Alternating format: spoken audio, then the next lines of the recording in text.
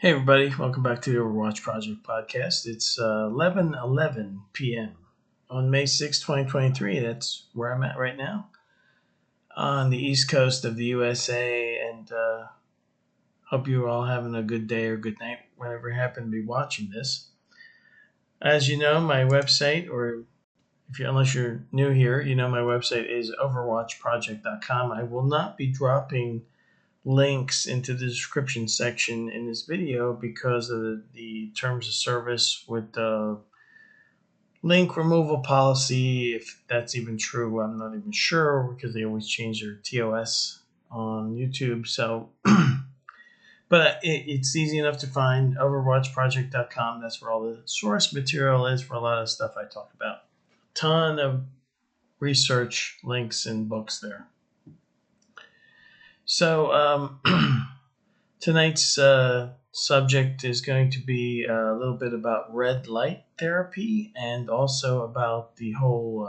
We're going to do a little bit more on the "it's all about love" thing that seems to pop up in every religion and cult and new age movement and anybody that wants to massage away all the theory about this place being a reincarnation soul farm. So, first about the red light therapy. Years ago, I read a book, Humans Are Not From Earth, second edition. If you do read this book, make sure you get the second edition because it is the author addresses critics' questions that came out after the first edition, and without those critiques and his answers, you're not getting a full, really complete story here. Remember, when you're reading material, it's my advice to you to separate someone's information from their interpretation of that information. I don't necessarily agree with Ellis Silver's interpretation, but this book is a document bonanza of every flaw in the human body. The human body, of course, is a container for consciousness and conscious beings or beings of pure consciousness incarnate here with amnesia and get stuck in a reincarnation loop in this shithole we call Earth. But I remember reading that book, and then I happened to see a couple of articles about red light therapy. So it turns out red light therapy may be very helpful for your skin, your hair, a lot of health benefits that we get from it. And why would that be? Because Earth's natural light is not red light. We do not live on a planet with a red sun.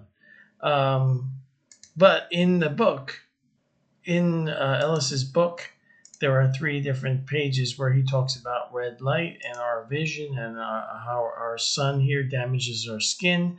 And there is a small mention that it's always possible that part of our DNA coded here by whoever made the human container, probably for the purposes of turning this into a giant loosh farm, may have used DNA from other sources, and it doesn't have to necessarily be a planet. It could be another realm, another dimension, whatever, an origin point where the light is primarily red. And that coding from that DNA there, from possibly the source material of the maker of human bodies, may have blended that with, DNA from other life here on the Earth realm. And because of all that mixing, we have a lot of problems. We're basically shittily designed, to put it bluntly. So that's takes care of that. So I would recommend, if you want to know more about it, or if you want to read his book, Humans Are Not From Earth, second edition by Ellis Silver, PhD, you can look that up.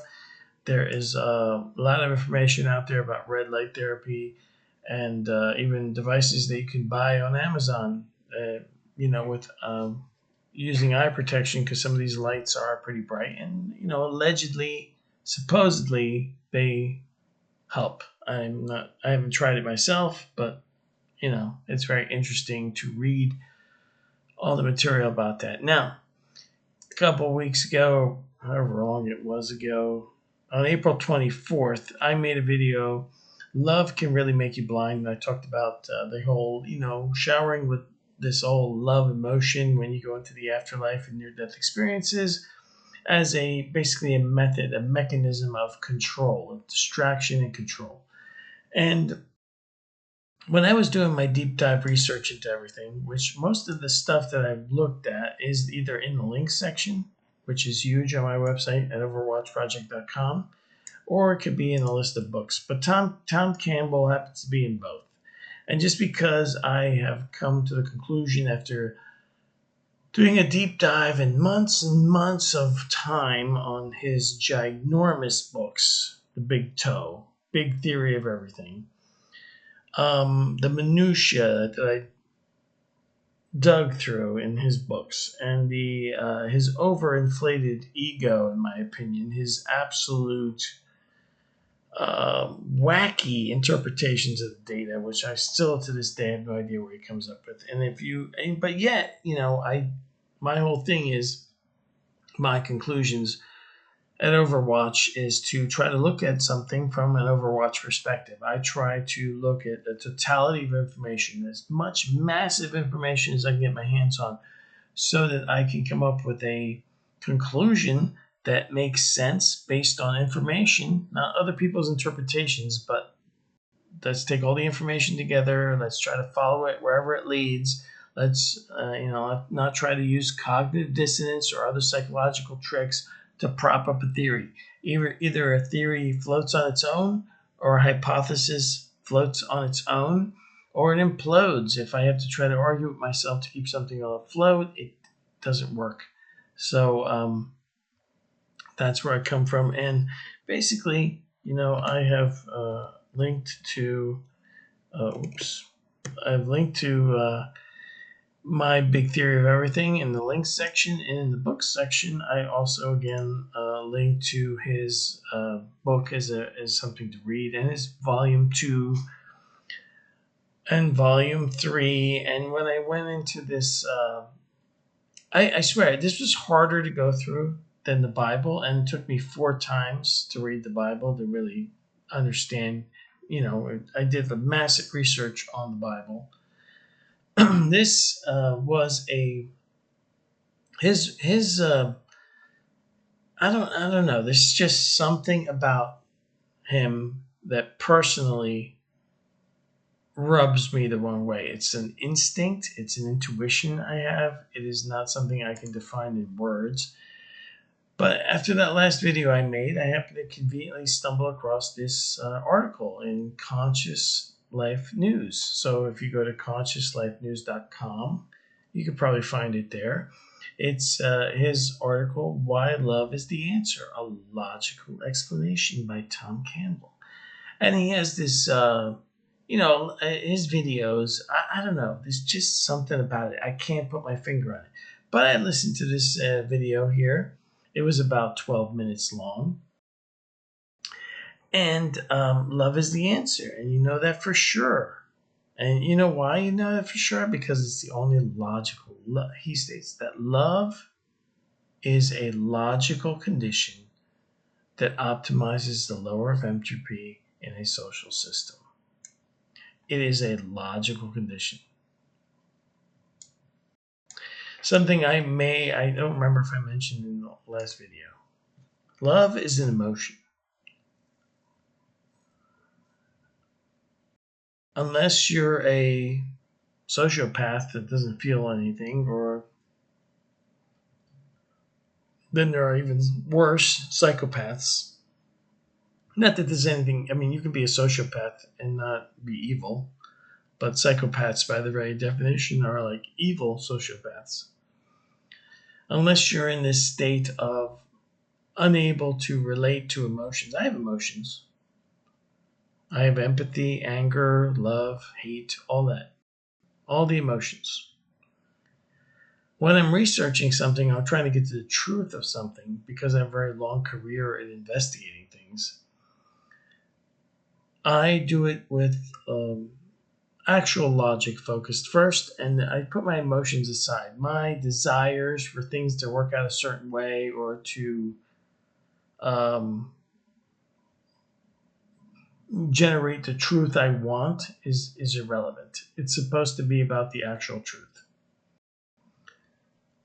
So, I'm listening to this 12-minute video. Why love is the logical explanation, see? That this just does not take 3 volumes of gigantic books, each one bigger than the actual most of the religious books out there. Um, but come on, man. Come on. Love is not logical. For anybody out there that can relate to emotions, emotions are not logical. His whole thing is that you can't argue with his theory because it's the only one and it makes total logical sense. But I got to tell you, it implodes on itself by merely saying that it's logical. Love is an illogical, emotional state. And I recommend that you watch this other video that I made. It's the previous one to this one. And there's, things you can look up about can love make you blind or blinded by love, and you will get material like this and plus personal. I mean, you don't even need scientists to tell you this. Oh, my dogs are barking. Sorry about that. It's 11:20 at night and they're barking. And I don't want to redo this video. Hold on just a second, folks.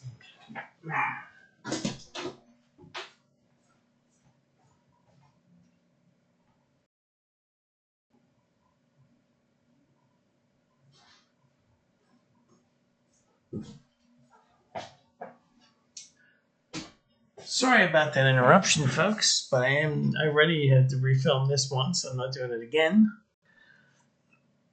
But you can be blinded by love. Why can you be blinded by love? Because love is an emotion, and emotions can blind you. They can remove you of logic. Love is not something that always leads you in the right direction. You could fall in love with the wrong person. We have countless examples of this. In the near-death experience state, there's lots of, I felt so much love. And then what do? They always listen to wherever that love is emanating from. Overwhelms, it seduces, it removes you from critical thinking, and it manipulates you. I'm not saying love is bad. Love can be a good thing. But it can also blind you. So again, we have this it just pops up all over the place.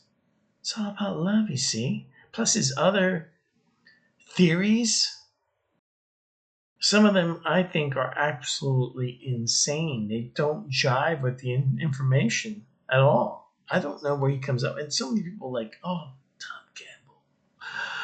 Oh, can you tell us some more wisdom, Tom? Can you drop us some more? I'm sorry, folks, but that's the way I feel, right? Now, the one last thing before I end this video tonight. Oh, yeah, one more thing. Tina Turner, as we all know, loved someone, and she was in a relationship which allegedly was abusive. But she wrote a song called Love, and in that song is a secondhand emotion. And, there's a reason why she wrote that, if you know her background. Now, one more thing. I know that some of you come across certain people in the comment section which say things or post things which are designed to elicit a response. In case you didn't know, there's a lot of data out there. Since the internet's become popular since the mid '90s, there's been a lot of data about responding or feeding the trolls, let's just say. And some of my subscribers, which are really nice people, when you see these troll comments, I've never answered them. I don't answer them. I kind of laugh at them because I know where these people are coming from, and it's not too often, but they're there,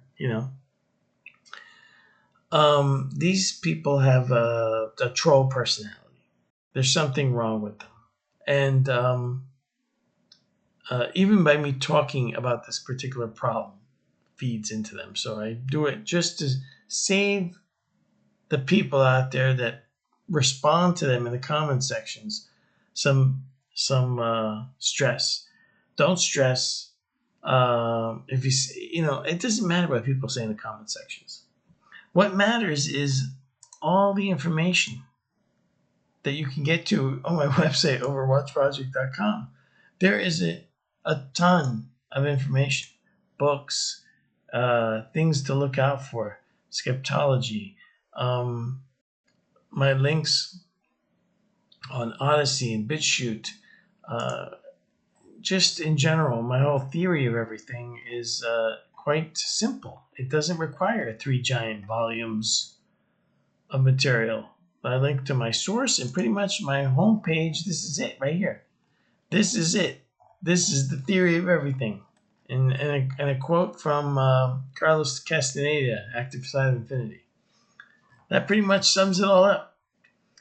I don't need to write 3 giant volumes because the idea I have is quite simple. It's based on a massive amount of information with a very simple explanation for it.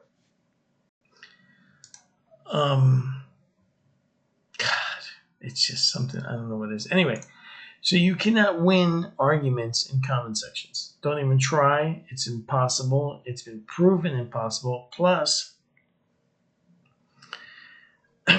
there is a literal troll personality out there.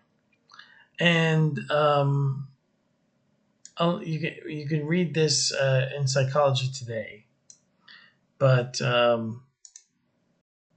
some enjoy chatting, others enjoy debating, and still others enjoy trolling. It turns out that the trolls have markedly different personality styles. They are more narcissistic, Machiavellian, psychopathic, and sadistic. To put it bluntly, they are not people you reason with. Think about that the next time you are tempted to engage such a person in an online discussion. Don't do it. I know that my subscribers that are sane, they're here, they're looking for answers. They didn't get it from their religion. They didn't get it from materialism. They haven't gotten it from all these gurus. And I'm not a guru. I'm not a religion. I'm not somebody who's leading you. I'm simply telling you, hey, think about this for yourself. Research it on your own.